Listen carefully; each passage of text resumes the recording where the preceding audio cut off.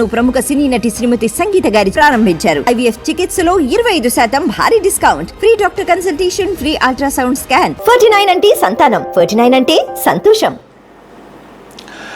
విజయవాడలో పరిస్థితి రోజు రోజుకి దారుణంగా తయారవుతున్నటువంటి పరిస్థితి. వరుసగా గత 2 రోజుల నుంచి కురుస్తున్నటువంటి వర్షాలు, అలానే కృష్ణానది, అలానే గోదావరి నది పొంగి పొరలటం, మరొక వైపు బుడమేరు వాగు బాగా పూర్తి స్థాయిలో పొంగి పొరలుతున్నటువంటి నేపథ్యంలో విజయవాడలోని అజిత్ సింగ్ నగర్, కృష్ణలంక, అలాగే వివిధ ప్రాంతాలు పూర్తిగా జలమయమైనటువంటి పరిస్థితి అందరికీ తెలిసిందే. అయితే ప్రకాశం బ్యారేజ్కి భారీగా వరద వచ్చి చేరుతున్నటువంటి నేపథ్యంలో గతంలో ఎప్పుడూ లేనటువంటి విధంగా 11 లక్షల క్యూసెక్ల వరద ప్రకాశం బ్యారేజ్కి చేరుతుంది. దీంతో 70 గేట్లు 10 అడుగుల మేర ఎత్తి రాత్రి నుంచి కూడా దిగువకు నీటిని విడుదల చేస్తున్నారు. లోతట్టు ప్రాంతాలందరినీ కూడా ప్రభుత్వం ఇప్పటికే అలర్ట్ చేసినటువంటి పరిస్థితి.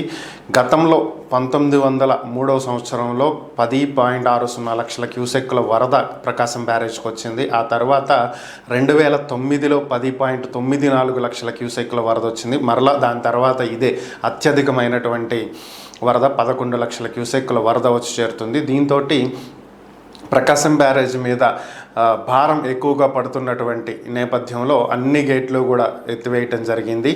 అయితే కొన్ని పడవలు కొట్టుకు వచ్చి 67, 68, 69 గేట్ల మధ్యలో పిల్లర్లను ఢీకొన్నటువంటి నేపథ్యంలో పాక్షికంగా వీటి సపోర్ట్కి ఉన్నటువంటి లాక్లు దెబ్బతినటం జరిగింది.